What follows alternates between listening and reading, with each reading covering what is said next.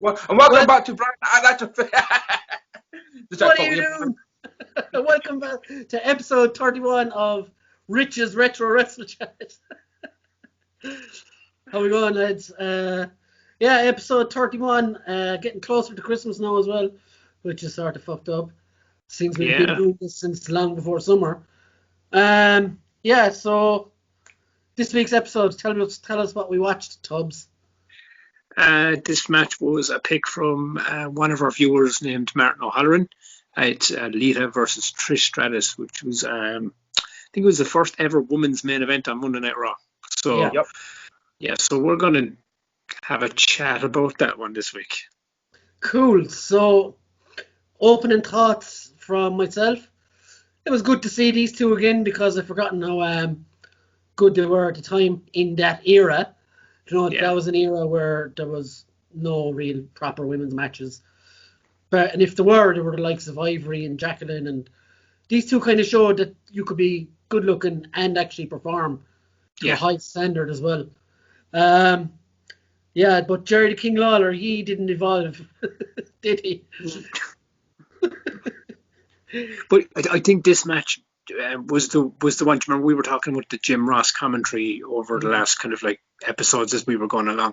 I think this was the one that we were saying that, like, when Jim Ross has someone that like bounces off him like a good dance partner, like the Jerry the King Jim Ross commentary. This was basically that in a nutshell. You know what I mean? It was the King all about like tits and ass, and Jerry's like, Jim is like fucking kind of like chastising him for it. Yeah, and calling this one. I was going like, no one cares about the nose job and stuff. Like, I was like, damn, JR, that's pretty fucking like rough from you, man. He went in on her, didn't he? Yes, big time. He went on her. My first initial thought was on this one, it was legit. Who wore it best? What's her name? Trish Stratus or Cody Rhodes? Cody Rhodes. Do you know what? I was like, he made a whole fucking gimmick out of it. It was the first thing it was honestly the first thing I thought. Do you know, when she came down with it, and I was like, who wore it best? I thought Cody. Yeah, he made a whole supervillain character off the back of that, like, so. He did. But so like, what was your thoughts on the match and the runtime?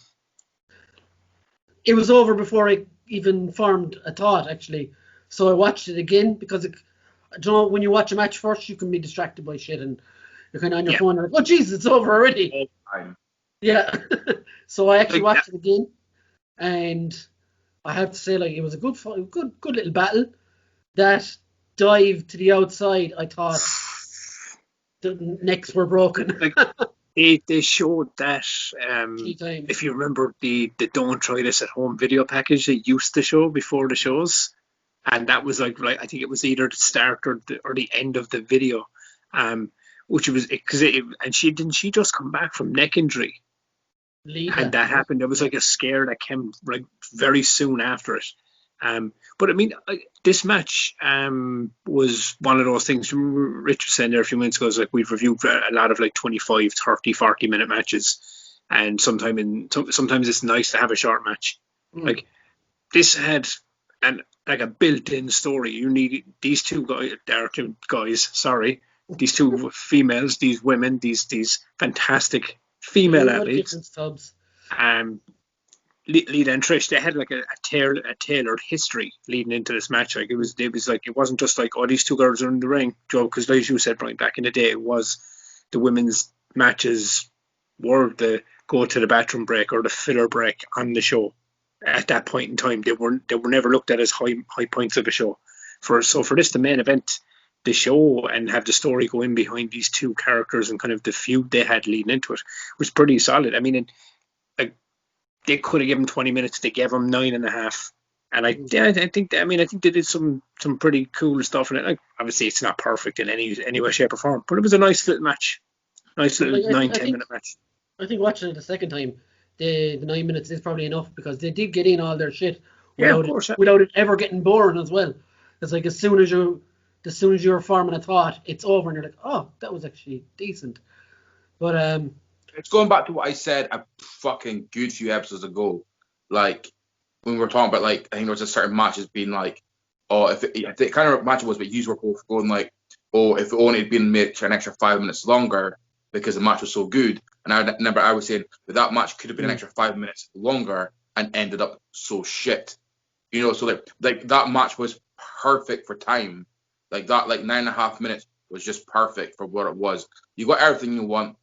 A few shoddy moments in it, but like some superb wrestling between the two of them. These are the two females of like that era that showed you what females could do as wrestling. You know what I mean? Like this. I mean, like, hey, like these were the people that inspired your AJ Lee, your fucking like you got your Becky Lynch, your Flair and all that. Now, like this was like you can't really say they're the OGs because you've had female wrestlers well before them, but like to me, you would say this is the real OG wrestlers to make female wrestling more serious. They're the ones that brought it into the modern era, more or less. Like, yeah, 100%. I agree because I mean what Rich is saying there as well is it's they delivered in a time period where the women weren't really allowed to deliver because they weren't given that spot. These two always came out and kind of had. It's because the chemistry was so good with them. You know what I mean? Oh, can I actually add one more thing? How fucking nice was it to see a Russian leg sweep?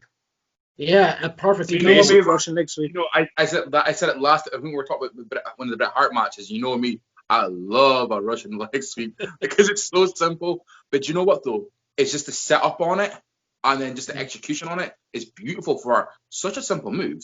It's almost like you could make somebody with the right person could actually bring that back and make almost a finisher kind of thing. Yeah. It's just such a classic move that no one does anymore, and it's so simple and effective. It's a great move to set yourself up for something else. Because didn't Paige's original? Remember, she had the Rampage in her first NXT finisher. Wasn't that like a modified Russian leg sweep? Somebody have to correct us. She just kind of catch the arm and the leg and spin them. It was kind of like a modified Russian leg sweep thing she did. With a crossroads, maybe, yeah. What I was going to say, what I loved as well was the simpleness of some of the moves. There was a move there where Trish throws herself back and arcs herself to dodge a clothesline. Loved it. Yeah. And I thought, and Lita then straight out just kicks the fucking standing legs out from underneath her. And I was like, that is exactly what you do in a real fight, like. Yeah, but like, see, to me, like that's something you could imagine, like say AJ Styles heel mode doing. Yeah. Do you know what I mean? That's something that you see, like not every wrestler would think about that. That's top level talent wrestling who's had that kind of background, who's had that kind of experience to be like to add something that simple to it to make it so effective. No, you don't really expect it from as experienced as Lita was, but she wasn't obviously that higher tier yet. She was getting there, kind of. This was making her that, but like to pull off that something so simple was so effective, and I was just like, you watch it, you're like, what a cunt. You know what I mean? In a good way, you're like, what a cunt. Like, so it's like that's like the low below. You know what I mean? Like you don't go below the belt. Like she went and did that. I was like, oh wow. Like you think to yourself, why is no one doing this to Charlotte Flair? Yes. And also you think to yourself, why is no one doing that to Bray Wyatt when he's doing that shit? You know what I mean? Like this fucking there's like swipe the leg. The thing I loved was the beginning of the match as well, when they just kind of like went at each other. They were scrapping, and the two of them just like took this vicious fall out of the ring. Yeah. It was just like it was fucking brilliant. I hated that moment. I was like, really? Get your ass back in that ring. Like I liked it simply because it was one of those. See, the thing I liked about some of the spots in this match was, as you were saying there, was like the Matrix bend back thing that Trish did, and just kicking the legs, Russian leg sweep things. There was a lot of spots in this match that were just, there was nothing crazy special about them, but I was like, I haven't seen that in a while. Oh, it's nice to see that. I haven't seen that spot. Like that they were doing, they looked so there was like two simple moves. Yeah, they're both done by Lita. Get over it. I'm still hard for her. But it's not just because of that, right? There's two moments she done, and I was like, you know what? This one is fucking savage. there was this the superplex off the turnbuckle that she done. Yeah. Did you hear that landing? Like fucking like. Yeah, they did. There was a thud, man. I was like, fuck. But like what you call it? What was it? A snap or something? When she kind of like grabbed Trish off the turnbuckle and flipped her over her shoulder and down. What's it called again? Snapmare. What? It was a top rope snapmare. Yeah, I was like, oh, that sounded so kind of thing. And I was just like, simple moves. No, Joe said not sounding sexist. My females made it sound fucking brutal. Fucking brutal moments, man. That's your fucking brutal moments of the week. Like, and I think that's the reason this match stands out within the bunch as well, because I know look I think it's correct me if I'm wrong on this one, Rich or Brian, but I think this wasn't this Lita's first title win? Possibly. Leave it in the comments. I think this is the first time she won the belt. Maybe I'm wrong on that. If you know in the comments, let us know. But I think this was the first time she won the belt, and it was the main event of Raw, and it was the first kind of time in a long time the women were getting like a spotlight. So and it was a big deal when you look back over the history of women's wrestling in WWE. Anyway, this was looked at as a big deal match. But no, I agree. I just thought that there was a lot of spots in this thing, like the snapmare off the top rope, the suplex was fucking lovely. And as bad as a botch as that dive was, it's one of the most memorable moments, not even in this match, but in WWE history, when they're showing back. It was only 9 minutes, right? So with the spots, let's just stick to one each. One bad spot and one good spot. Go for it, Tubbs. My bad spot was when they were setting up, when Trish went to do her finishing move, the pop-up, the pop-up bulldog. And then she rolled over Lita's back, and then it's kind of like they got lost in like symmetry for a second. It was like, and then Lita kind of hit her and then turned her around to get her in her reverse twist of fate. It just looked messy. It just looked like they kind of got fucking lost in motion. But I don't like Trish's finisher anyway. I've always preferred her chick kick thing that she does, because she always kind of comes out of nowhere with that kick. The top here for a super kick.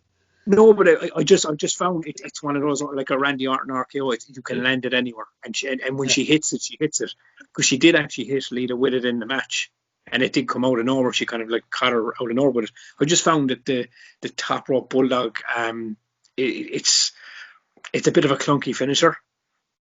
Yeah, to begin with, and gives the same effect whether you do the running bulldog or up. I know it does, but I think for me it was just, I think like.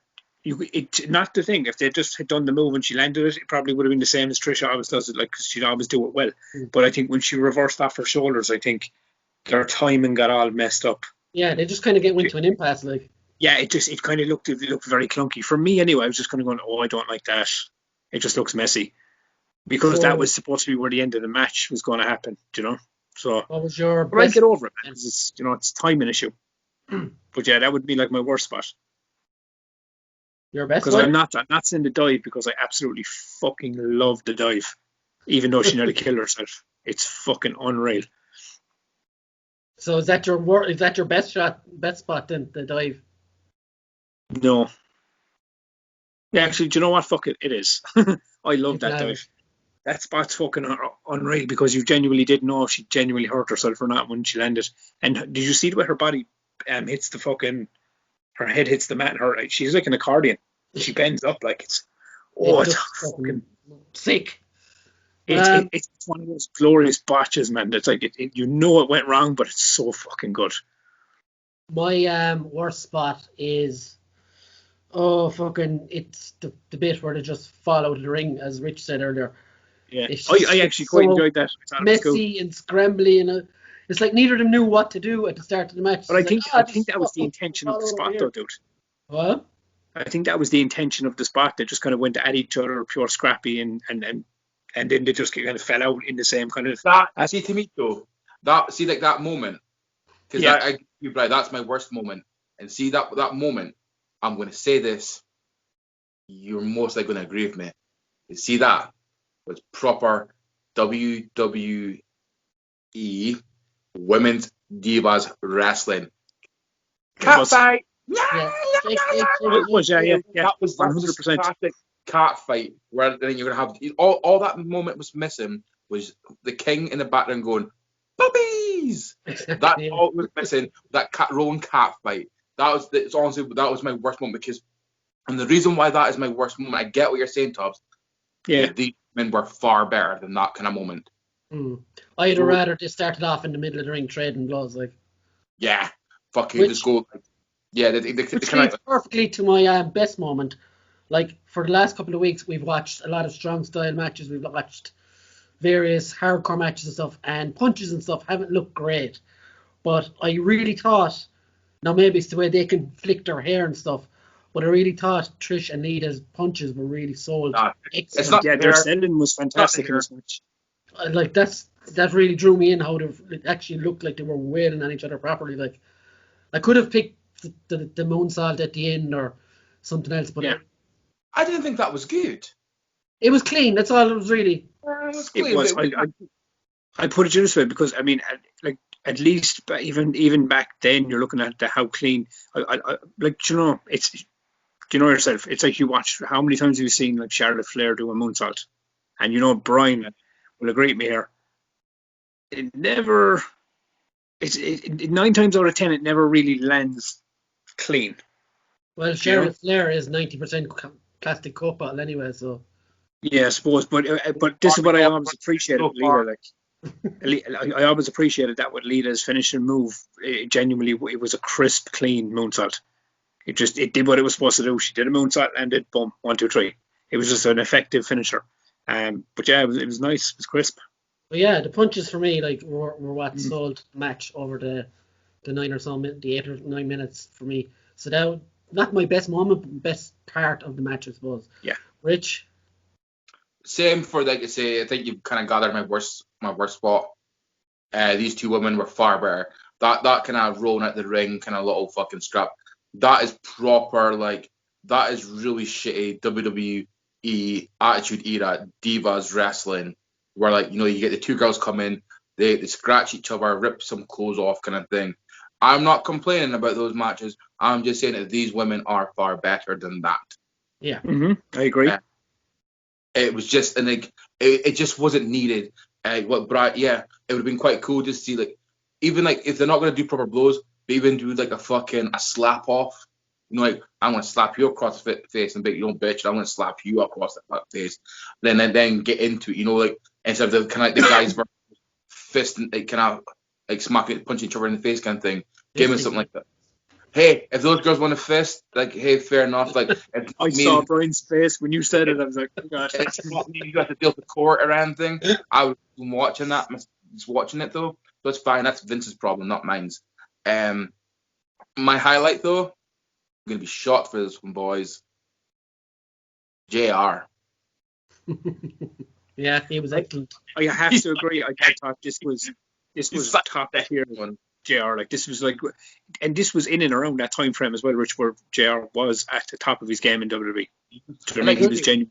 Do you know what I find crazy about JR? He fluctuates so fucking much. He can be fucking awful and he can be amazing in equally fucking.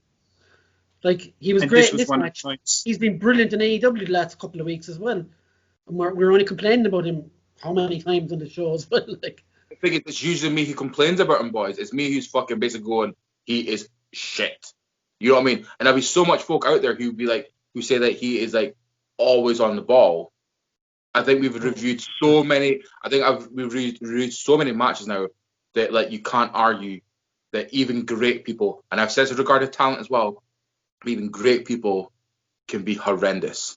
Yeah. Do you know what I mean? Like, hey, Bret Hart, Shawn Michaels, AJ, Okada, you name them, they've all had shit performances as well. Yeah. Do you know? Yeah. And it's same JR, but like, no, JR, I thought JR's commentary was fucking hilarious. He was on the balls, and as soon as he started making things about the nose job, I was just like sold. I didn't even need to watch the rest of the match knowing that was my highlight kind of thing. Actually, something we never touched on, the mask itself. What did you think of that? Like, it wasn't needed really. I mean that whole mask and reveal. That was 100%. That wasn't needed for the match in any way. That was just 100% story layered. Do you know what I mean? It was there for the story. I never watched wrestling at this point in my life. I have watched this match before, right? Yeah. So was it a legit nose job? Was it did Lita break her nose so that's why she's wearing it? It was an accidental nose break, yeah. Okay. Like she legit got injured, but obviously by this time this match came around, she was obviously healed up and everything else. But they kind of kept wearing the thing, kind of. I think just to kind of going into this match, it was more to like try to throw Lita off her game, like the fact that she was actually like, I'm hurt, but I'm still going to give you the match, even though she was fucking hurt. Somebody with glasses. Exactly, that's the mentality, isn't it? Would you hit someone with glasses? Even harder because they can see it coming. I mean, because I mean, look at Brian's face. That's something that you'd want to hit. I want to hit that myself. no, you're saying I want to tap that myself. Well, you said it, the words, not me. So, guys, ratings out of 10. I will go ding, ding, ding, ding, ding. Rich. Such a hard one to rate, I think. Everyone knows that this is a fucking it's not a 10. No. But this was a phenomenal match. I'll go 8.5 anyway to break the top. I'm thinking I'm going to give it a 9 because I'm taking in from when this match was. It's an old match. Also, what you got to think as well, there's not that much female talent for these guys to have bounced off of to really enhance their wrestling as well. So where they were for their wrestling, like they were like, these guys were like ahead of their time. Yeah, they were very much so. So like, no, I think these women in this match, they deserve a solid 9 from me. Tubbs? I'm going to balance out Rich with a 9. Nice. This match was, and I have to agree with you boys, it was a short match, but it told a really good story. They didn't, like, as we said before, if it went longer, it probably wouldn't have gotten 8.5s and 9s because you would have had to dilute some stuff and it would have went too long. Yeah. There was a couple of shoddy bits, as I said. My worst moment was a nitpick, just because there was a bit of timing issues. But these are two women in the early 2000s that were like fighting for like time on TV, and they were given an opportunity to go out there and like main event Raw, and they blew it out of the fucking park. There's a reason why this match is highly remembered. The thing is, right, these women should have been, and I'll stand by this statement, these two women should have been the female headliners for WrestleMania. Oh yeah, yeah. It should be. What was it? Was it Charlotte Flair, Becky, and Sasha? And Ronda. Or was it Ronda? It shouldn't have been. It took Ronda Rousey to come into the company years later, to get it. This should have been the match because these women are the ones who set the standards. It wasn't about stripping down to your underwear. It was actually about putting the in-ring performance kind of thing. They set the standards, and now it was up to when was this match? 2000s? Like when in 2000s? Early 2000s, I think. Yeah, early 2000s, right? 2002 maybe. I could be wrong. Just stick to WWE roster, right? How many female wrestlers are up to this level or better? At the moment. Oof. Probably still the same 4 that have been for the last couple of years. Yeah, there you go. So it just proves the point. In WWE, Rich, is it? Yeah, in WWE. Yeah. I think. I mean, I would look at like there's been a massive progression because I think Alexa Bliss is one of the most underrated wrestlers. Mics or on the mic kind of characters there is in WWE at this point. But I think if you were to look at like as in regarding Trish and Lita, I do think you got to look at Sasha, Bayley, Becky, and Charlotte. And out of that 4, Becky, even though she shot to the stratosphere, would be the least. Like her in-ring work would be the worst out of the 4.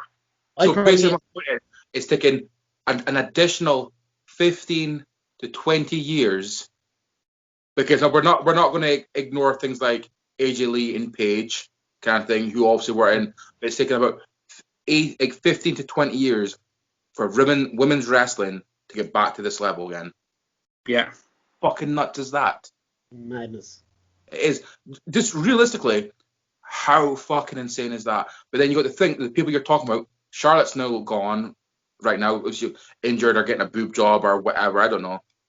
Well, if you're going off the latest rumor, she's pregnant apparently. So like obviously Lynch is on the way to pop soon.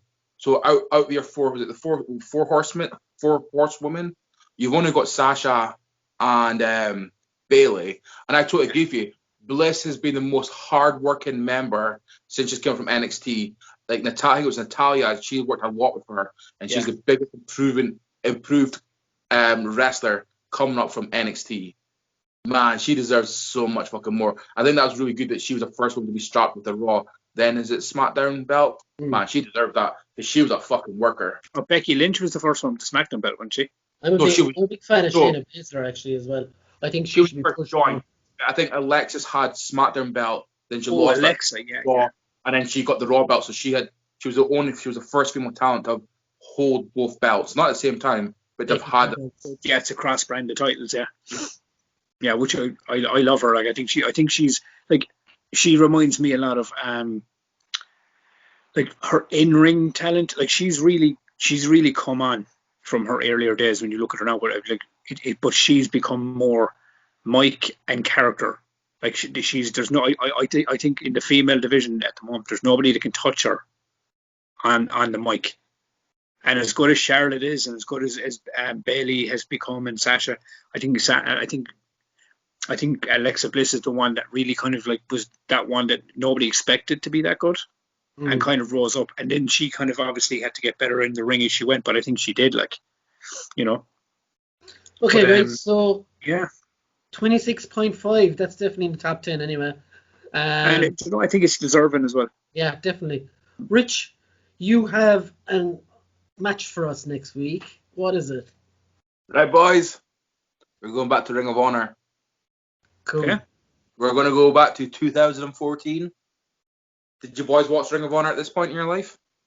In and out, dependent. So we're going to go to All Stars Extravaganza. And we've got Bullet Club, AJ Styles versus Adam Cole, baby. Nice. Like that. Nice. Okay. I'm down with that. I'm bringing that one to the fucking table. I'm trying to hopefully, because we've had 2 Ring of Honor matches that haven't been that great. I think it's the one. I think we've only done one Ring of Honor, haven't we? Kevin Owens and Eddie Kingston. Oh shit. Yeah, that turned out to be crap. And then I'm pretty sure we had another Ring of Honor match. I don't think we did though. No, I think that was the first one. First and only that we did. You were planning on picking one, but you couldn't find the video link for it. I thought we had another one because I was like, well, this is the match, and I found it so people can view this on YouTube. The match that I'm hopefully going to convert people into Ring of Honor. Cool. Fingers crossed. These are 2 great wrestlers. Hey, you know what I mean? Like AJ Styles and Adam Cole, yeah, man. And 2 former members of the Bullet Club. You know what I mean? So can I ask you a question, Rich? Do you think this could be a tender for the top spot? No. Okay. We'll get there eventually. No, but it's just going to be. It's just a good match. This is like, you know me. Like, I've always got certain tag goals. This is me just trying to find a good Ring of Honor match to show people how good of a promotion, like, and where talent comes from. You know what I mean? Like, a lot of good talent comes from Ring of Honor. So I'm just going to be trying to I just want to wipe the stink off of that last one we did. Yeah, I'm trying to like get rid of like that shite you made us watch. Yeah, man, fucking hell. Right now, lads, 30 minutes. That's a nice crisp time to call it a day for another week. And thanks for watching, all y'all YouTubers out there, and I hope you enjoyed the show. And tune in next Monday night as well, and obviously all through the week for the other crap I post as well. So yeah, see you later, guys. Have a good one. Bye.